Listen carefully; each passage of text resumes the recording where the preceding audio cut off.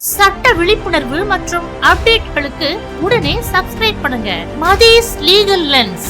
இந்த வீடியோவை மறக்காம உங்க நண்பர்களுக்கு ஷேர் செய்யுங்க. இந்து, இந்த பவர் ஆஃப் அட்டர்னில இன்னும் கொஞ்சம் டவுட். ஏன் பவர் ஆஃப் அட்டார்னி இவ்ளோ எழுத்து? பவர் ஆஃப் அட்டார்னிங்கிறது ஒரு சின்ன கான்செப்ட். நீ கேக்குற டவுட்டை பார்த்தா எல்லாரும் பயந்துட மாட்டாங்க? இல்ல, நிறைய டவுட்ஸ் புதுசு புதுசா வந்துட்டே இருக்குது. நான் ஒருத்தி கிடைச்சிட்டேன்ல. பல வருஷமா ஒரு சொத்தை வந்துட்டு பவர் ஆஃப் அட்டார்னி மூலமா அனுபவிச்சுட்டு இருக்க ஒருத்தரோ இல்ல அவருடைய வாரிசுகளோ அந்த சொத்துக்கு அவங்களே ஓனர் ஆக முடியுமா? சட்டம் என்ன சொல்லுது? பவர் ஆஃப் அட்டார்னினா என்ன? தனக்கு பதிலா இன்னொருத்தருக்கு பவர் கொடுத்து அந்த விஷயத்த செய்யற வைக்கிற ஒரு இன்ஸ்ட்ருமெண்ட்டுக்கு பேரு தான் வந்து பவர் ஆஃப் அட்டார்னின்னு பேரு. சோ ஒரு பிரின்சிபல் இருக்கிற வரைக்கும் தான், அதாவது தன்னை யார் அப்பாயிண்ட் பண்ணாங்களோ அவங்க இருக்கிற வரைக்கும் தான், அவங்க என்ன வேலை கொடுத்திருக்காங்களோ அந்த வேலையை செய்யறதுக்காக மட்டும்தான் அந்த பவர் ஹோல்டருக்கு வந்து உரிமை உண்டு. அவருக்கு எப்பவுமே வந்து ஓனர்ஷிப் டிரான்ஸ்பர் ஆகாது.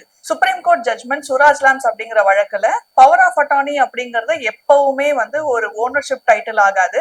நீங்க ஒரு ரெஜிஸ்டர்ட் இன்ஸ்ட்ருமெண்ட் சேல் டீட் மாதிரி கொடுத்தாதான் உங்களுக்கு டைட்டில் வரும், அதாவது உங்களுக்கு ஓனர்ஷிப் வரும் அப்படிங்கறத ரொம்ப தெளிவா சொல்லியிருக்காங்க. சோ உங்களுக்கு பவர் எத்தனை வருஷம் பிரின்சிபல் கொடுத்திருந்தாலும் சரி, அது வந்து வெறும் பவர் மட்டுமே தவிர உங்களுக்கு எப்பவுமே அது ஃபுல் ஓனர்ஷிப்பா கொடுக்காது. ஒன்ஸ் அந்த பிரின்சிபல் இறந்துட்டாங்க அப்படின்னா அந்த பவர் ஆஃப் அட்டார்னி ஆட்டோமேட்டிக்கா இன்வாலிட் ஆயிடும். இதை பத்தி நான் நிறைய சொல்லியிருக்கேன். சோ அவங்களோட பசங்க ஓனர்ஷிப்ல வந்துருவாங்க. அதுக்கப்புறம் அந்த பவர் ஹோல்டரும் சரி அந்த பவர் ஆஃப் அட்டார்னியும் சரி ஆட்டோமேட்டிக்கா இன்வாலிட் ஆயிடும். சரி, இப்போ ஒரு இடத்துல ரொம்ப நாளா அனுபவ பாத்தியத்துல இருக்கவங்களுக்கு அந்த சொத்து வந்துட்டு அவங்களுக்கே உரிமையாகும் சொல்லிட்டு சில பேர் சொல்லிட்டு இருக்காங்களே. Ranjana Mulchanbhai versus Gujarat housing board அப்படிங்கிற வழக்குல குஜராத் ஹைகோர்ட் என்ன சொல்லியிருக்காங்க அப்படின்னா, அந்த பவர் ஆஃப் அட்டார்னி ஹோல்டர் ரொம்ப வருஷமா ஒரு பப்ளிக் ப்ராப்பர்ட்டியில, அதாவது ஒரு நடைபாதைன்னு சொல்லுவோம் இல்லையா, அந்த இடத்த ஆக்கிரமிச்சிட்டு இருந்திருக்காங்க. அதுக்கு உண்டான டாக்ஸும் பே பண்ணிட்டு இருந்திருக்காங்க. குறிப்பிட்ட காலத்துக்கு அப்புறம் அந்த ஒரு பப்ளிக் ப்ராப்பர்ட்டி என்னோடதுதான் அப்படின்னு சொல்லி கேஸ் ஃபைல் பண்ணியிருக்காங்க. பட் குஜராத் ஹைகோர்ட் என்ன சொல்லியிருக்காங்க அப்படின்னா, பப்ளிக் ப்ராப்பர்ட்டியை எப்பவுமே யாருமே சொந்தம் கொண்டாட முடியாது. நீங்க எத்தனை வருஷம் அதுக்கு டாக்ஸ் கட்டினாலும் சரி அது ப்ராப்பர் ப்ரூஃப் கிடையாது. Public property is always a public property அப்படிங்கிற மாதிரி குஜராத் ஹைகோர்ட் தீர்ப்பு சொல்லியிருக்காங்க. சோ ஒரு பவர் ஹோல்டரா நீங்க ஒரு இடத்த எத்தனை வருஷம் நீங்க பாத்துக்கிட்டு இருந்தாலும் உங்களுக்கு எப்பவுமே பவர் ஹோல்டருங்கிற உரிமை மட்டும்தான் உண்டு. அந்த இடத்தோட ஓனர்ஷிப் உங்களுக்கு எப்பவுமே டிரான்ஸ்பர் ஆகாது. ஒரு தனியாருக்கு சொந்தமான இடத்த 12 வருஷம் கண்டினியூஸா ஒரு நபர் வந்து ஆண்டுட்டு இருந்தாரு, இல்ல அவரோட உரிமையில இருந்துச்சு அப்படின்னா அந்த இடம் அவருக்கு தான் உரிமை அப்படின்னு சொல்லுவோம். அது வந்து அட்வர்ஸ் பொசஷன் அப்படின்னு எங்க லீகல் டர்ம்ஸ்ல சொல்லுவோம். அதே மாதிரி ஒரு கவர்மெண்ட் ப்ராப்பர்ட்டியை ஒரு தனிநபர் 30 வருஷமா கண்டினியூஸா அவர் கைவசம் வச்சிருந்தாரு, அவர் பொசஷன்ல இருந்தாரு அப்படின்னா அதுவும் அவருக்கு சொந்தமான ப்ராப்பர்ட்டி அப்படிங்கிற மாதிரி லால இருக்கு. பட் இது எல்லாமே வந்து depends on facts and circumstances தான். லா லிமிடேஷன் ஆக்ட் படி அட்வர்ஸ் பொசஷன்ல உங்களுக்கு ரைட்ஸ் இருக்குன்னு சொல்லுது. செக்ஷன் 65 ஆஃப் லிமிடேஷன் ஆக்ட் 1963 படி அவங்களுக்கு அட்வர்ஸ் பொசிஷன்ல வந்து ரைட்ஸ் இருக்குன்னு சொல்லுது. பட் அந்த உரிமை இல்ல நீங்க அந்த இடத்த டெனண்டா நீங்க மேனேஜ் பண்ணியிருந்தீங்க அப்படின்னா உங்களுக்கு அந்த ரைட்ஸ் எக்ஸிஸ்ட் ஆகாது. நீங்க அந்த இடத்த எப்படி நிர்வகிச்சிட்டு இருந்தீங்க அப்படிங்கறத பொறுத்து தான் இந்த ஃபேக்ட்ஸ் அண்ட் சர்க்கம்ஸ்டான்சஸ் வந்து அதுக்கு செல்லும்.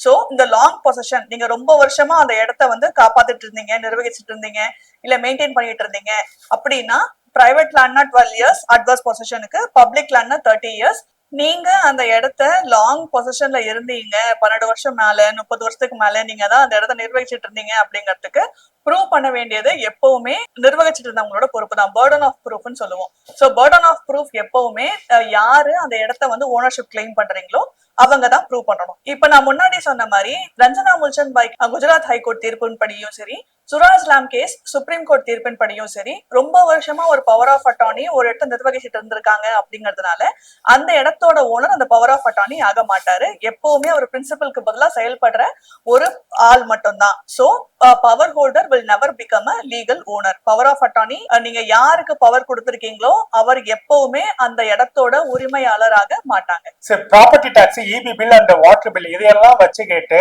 ரொம்ப நாளா அனுபவ பாத்தியத்துல இருக்கிறவருக்கு அந்த சொத்தை வந்துட்டு உரிமை கொண்டாடுறதுக்கு சட்டம் வந்துட்டு அனுமதிக்காதான்? எல்லா பில்லுமே நீங்க அந்த இடத்துல தான் இருக்கீங்க அப்படிங்கறதுக்கு ஒரு ப்ரூஃபே தவிர இது எல்லாமே வந்து உங்களுக்கு ஓனர்ஷிப்பை வந்து எப்பவுமே கொடுத்துறாது. அந்த இடம் உங்க பேர்ல தான் இருக்கு அப்படின்னா, நீங்க அந்த இடத்துல ரொம்ப நாளா இருக்கீங்க அப்படின்னா உங்களுக்கு ஆட்டோமேட்டிக்கா உங்களுக்கு அட்வர்ஸ் பொசிஷன் படி ரைட்ஸ் எப்பவுமே வராது. நீங்க கோர்ட்ல போயிட்டு பர்டன் ஆஃப் ப்ரூஃப் வச்சு, அதாவது நான் தான் அந்த இடத்துல ரொம்ப நாளா இருக்கேன் அப்படின்னு சொல்லிட்டு நீங்க கிளைம் பண்ணாலொழிய உங்களுக்கு ஆட்டோமேட்டிக்கா உங்களுக்கு எப்பவுமே வந்து அந்த இடத்தோட ஓனர்ஷிப் உங்களுக்கு வராது. சோ அந்த இடத்தோட ஓனர் நீங்க தானே ப்ரூவ் பண்றதுக்கு ரெண்டு விஷயம் எப்பவுமே வேணும். ஒண்ணு, அந்த இடத்தோட ரெஜிஸ்டர்ட் சேல் டீடு உங்க பேர்ல இருக்கணும். அந்த சேல் டீட் ஃபாலோ பண்ணி அந்த இடத்தோட பட்டா உங்க பேர்ல நீங்க மாத்திருக்கணும். அப்போ மட்டும்தான் உங்களுக்கு அந்த இடத்தோட ஓனர்ஷிப் ரைட்ஸ் இருக்குன்னு உங்களால ப்ரூவ் பண்ணிக்க முடியும். மத்தபடி நீங்க இடத்துல இருக்கீங்கிறதுக்கு உண்டான எந்த வித ரசீதும் உங்களுக்கு ஓனர்ஷிப்போட ரைட்ஸை கொடுக்காது. இது Jaspal Singh versus state of Punjab அப்படிங்கிற வழக்குலையும், state of Haryana versus Mukesh Kumar அப்படிங்கிற வழக்குலையும் 2011ல உங்களுக்கு தெளிவா சொல்லியிருக்காங்க. சரி, இப்ப இந்த பவர் ஆஃப் அட்டார்னியை வச்சுக்கிட்டு பப்ளிக் ப்ராப்பர்ட்டியை சொந்தம் கொண்டாடினா என்ன ஆகும்? சட்டம் என்ன செய்யும்? பவர் ஆஃப் அட்டார்னியை வச்சுட்டு எப்பவுமே யாருமே பொது சொத்தை வந்து சொந்தம் கொண்டாட முடியாது. பொது சொத்துக்கு பவர் ஆஃப் அட்டார்னி கொடுக்குற ரைட்ஸ் யாருக்குமே கிடையாது. அப்படி கொடுத்திருந்தாங்கன்னா அது ஃபோர்ஜரி. இவங்களுக்கு அந்த பொது சொத்தை பவர் ஆஃப் அட்டார்னி கொடுக்குற ரைட்ஸ் எப்படி வந்துச்சுங்கிறத முதல்ல பார்க்கணும்.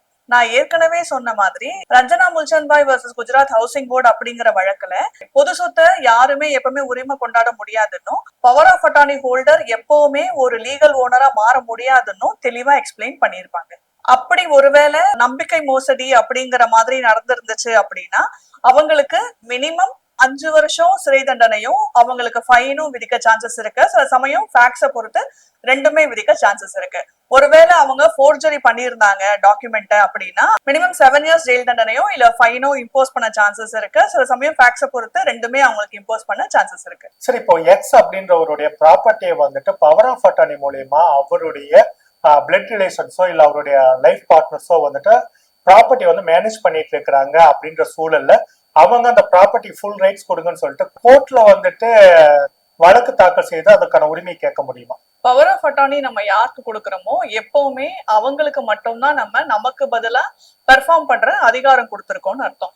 அவங்க கூட அந்த இடத்த நிர்வகிக்கிறவங்களும் சரி இல்ல அவங்க கூட அந்த செயலை செய்யறவங்களும் சரி அவங்க எல்லாம் வந்து அவங்களுக்கு அசிஸ்ட் பண்ற ஒரு ஏஜென்சியை தவிர நம்ம அவங்க ஆட்டோமேட்டிக்கா நம்ம அவங்கள ஆத்தரைஸ் பண்ணல. அண்ட் அவங்களுக்கு எப்பவுமே ஃபுல் ரைட்ஸ் வராது.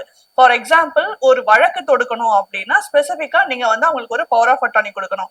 நான் இல்லாத இடத்துல நீ எனக்காக போய் கோர்ட்ல போய் பிரசன்ட் பண்ணலாம், நீ பெட்டிஷன் ஃபைல் பண்ணலாம், நீ வந்து கோர்ட்ல எவிடன்ஸ் கொடுக்கலாம் அப்படிங்கிற மாதிரி ஸ்பெசிபிக்கா வந்து நீங்க ஒருத்தரை நாமினேட் பண்ணிருப்பீங்க. இப்போ அவங்க இல்லாம அவங்க கூட இருக்கிறவங்க எப்பவுமே உங்களுக்காக ரெப்ரசென்ட் பண்ண முடியாது. அப்படி ரெப்ரசென்ட் பண்ணாலும் தப்பு. இதுதான் ரீசெண்டா கேரளா ஹைகோர்ட்லயும் வந்து உறுதிப்படுத்தியிருக்காங்க. சோ நீங்க யாருக்கு பவர் கொடுக்குறீங்களோ அவங்க மட்டும்தான் அந்த பவர் ஹோல்டருக்கு உரிமையாளர் ஆவாங்க. அவங்க மட்டும்தான் உங்களுக்கு பதிலா ரெப்ரசென்ட் பண்ண முடியும், இல்ல உங்களுக்கு பதிலா எந்த செயலையும் செய்ய முடியும். அவங்க செய்யற செயல் நீங்க செய்யற செயலா கருதப்படும். அவங்க கூட இருந்த யாரு செஞ்ச செயலுக்கும் நீங்க பொறுப்பாக மாட்டீங்க. சரி, அப்ப அந்த எக்ஸ் வந்துட்டு வெளிநாட்டுல இருந்தாலும் இல்ல உடல்நிலை பாதிக்கப்பட்டு இருந்தாலும் அவருடைய ப்ராப்பர்ட்டியை மேனேஜ் பண்றது அவங்க லைஃப் பார்ட்னரே ஆனாலும் பவர் ஆஃப் அட்டார்னி கட்டாயமா? சொத்து யார் பேர்ல இருக்கோ அவங்களுக்கு தான் அந்த சொத்துல வாங்கறதுக்கோ சரி விற்கிறதுக்கோ சரி இல்ல அந்த சொத்துல ஏதாவது பேர் மாத்தணும் இல்ல சொத்துல நீங்க ஏதாவது ஒரு ஈபி கனெக்ஷன் கொடுக்கணும்னா கூட அந்த கன்சர்ன் பர்சன் மட்டும் தான் பண்ண முடியும். அதாவது அந்த சொத்தோட உரிமையாளர் யாரும் அவங்க மட்டும் தான் பண்ண முடியும். சோ அப்படி இருக்கும்போது அவங்க இல்லாம நீங்க எந்த விஷயம் பண்ணோம்னாலும் உங்களுக்கும் அந்த சொத்துக்கும் என்ன சம்பந்தம், இல்ல உங்களுக்கும் அந்த ஓனருக்கும் என்ன சம்பந்தம். ஃபார் எக்ஸாம்பிள், நீங்க அவங்களோட ஒய்ஃபோ ஹஸ்பண்டாவே இருந்தா கூட ஈவன் நீங்க வெறும் அவங்களோட ஹஸ்பண்ட் தானே, சொத்தோட உரிமையாளர் இல்லையா, அதாவது ஓனர் கிடையாது இல்ல, சொத்து அவங்க பேர் தானே இருக்கு, நீங்க அவங்களை கூப்பிடுங்கன்னு தான் நாங்க எல்லாருமே சொல்லுவோம். ஈவன் லாவும் அதை தான் மேண்டேட் பண்ணுது. சோ நீங்க உங்களுக்கு பதிலா உங்க சொத்தை வந்து வேற யாராவது பராமரிக்கணும் நிர்வகிக்கணும்னு நினைச்சீங்க அப்படின்னா நீங்க அவங்களுக்கு ப்ராப்பரா ஒரு பவர் ஆஃப் அட்டார்னி இஷ்யூ பண்ணியாகணும். இன்கேஸ் நீங்க வெளியூரோ வெளிநாடோ போயிருக்கும் போதும் உங்க சொத்தை பராமரிக்கணும் இல்ல வாங்கணும் விற்கணும் அப்படிங்கிற மாதிரி இருந்தா கூட நீங்க கண்டிப்பா ஒரு பவர் ஆஃப் அட்டார்னி கொடுத்திருக்கணும். அப்பதான் உங்களுக்காக அந்த ஏஜென்ட் செயல்பட முடியும். சரி, இப்போ ஒரு ப்ராப்பர்ட்டிக்கு பவர் ஆஃப் அட்டார்னி வச்சிருக்க ஒருத்தர் கோர்ட்ல வந்துட்டு ரிட் பெட்டிஷன் ஏதாவது தாக்கல் செய்யணும் அப்படின்னாக்கா யாருடைய பேர்ல தாக்கல் செய்ய முடியும்? பவர் ஆஃப் அட்டார்னி வச்சிருக்கிற அவருடைய பேர்ல ரிட் பெட்டிஷன் தாக்கல் செய்ய முடியுமா? தனக்கு பதிலா இன்னொருத்தர் தனக்காக வழக்கு தொடுக்கலாம் அப்படிங்கிறதுக்காக நீங்க பவர் ஆஃப் அட்டார்னி எக்ஸிக்யூட் பண்ணி கொடுக்க முடியும். அது ஸ்பெசிபிக் பவர் ஆஃப் அட்டார்னியா இருக்கும். சோ அந்த மாதிரி கொடுக்கும்போது அந்த வழக்கு இன் ஜெனரல் யாரு பிரின்சிபலோட பேர்ல யார் எழுதி கொடுத்தாங்களோ அவங்களோட பேரை போட்டுட்டு அவங்க represented by power of attorney அப்படின்னு தெளிவா மென்ஷன் பண்ணி நீங்க கேஸ் ஃபைல் பண்ணிருக்கணும்.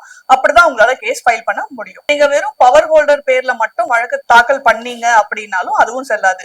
பிரின்சிபலோட பேரை மென்ஷன் பண்ணி அவங்களுக்காக நான் வந்து இந்த கேஸை ரெப்ரசென்ட் பண்றேன்னு சொல்லி அந்த பவர் ஆஃப் அட்டார்னியை மென்ஷன் பண்ணிட்டு அப்பதான் வந்து உங்களுக்கு அந்த வழக்குல பிரின்சிபலுக்கு ஃபேவரா இல்ல அவருக்காக உங்களால என்ன செயல்னாலும் செய்யறதுக்கு வந்து உங்களுக்கு வாய்ப்பு உண்டு. நீங்க பிரமாண வாக்குமூலம் கொடுக்கலாம், கோர்ட்ல வந்து சாட்சி சொல்லலாம், கோர்ட்டோட ப்ரொசீடிங்ஸை ஃபாலோ பண்ணலாம். எல்லாமே உங்களுக்கு எல்லா ரைட்ஸும் உங்களுக்கு அப்பதான் அரைஸ் ஆகும். மார்க்கெட் வேல்யூ அப்படிங்கறது எல்லா சொத்துக்கும் கவர்மெண்ட் வந்து டிசைட் பண்ணிருப்பாங்க. சோ நீங்க ஒரு சொத்தை வாங்குறீங்க அப்படின்னா ரெண்டு விஷயத்த வந்து சப் ரெஜிஸ்ட்ரார் கன்சிடர் பண்ணுவாரு. ஒண்ணு வந்து மார்க்கெட் வேல்யூ, அந்த சொத்துக்கு என்ன மதிப்பு அப்படிங்கறத ஒன்னு அசஸ் பண்றது, இன்னொன்னு கவர்மெண்ட் பிக்ஸ் பண்ண ரேட். சோ இது ரெண்டுல எது ஹையரா இருக்கோ அதுதான் வந்து சப் ரெஜிஸ்ட்ரார் வந்து டிசைட் பண்ணுவாரு. எப்பவுமே கைட்லைன் வேல்யூவை விட நீங்க பிக்ஸ் பண்ற அமௌண்ட் வந்து ஜாஸ்தியா இருந்துச்சு அப்படின்னா பெட்டர். இன்கேஸ் நீங்க கைட்லைன் வேல்யூக்கு பே பண்ணிட்டீங்கன்னா கூட பெட்டர்.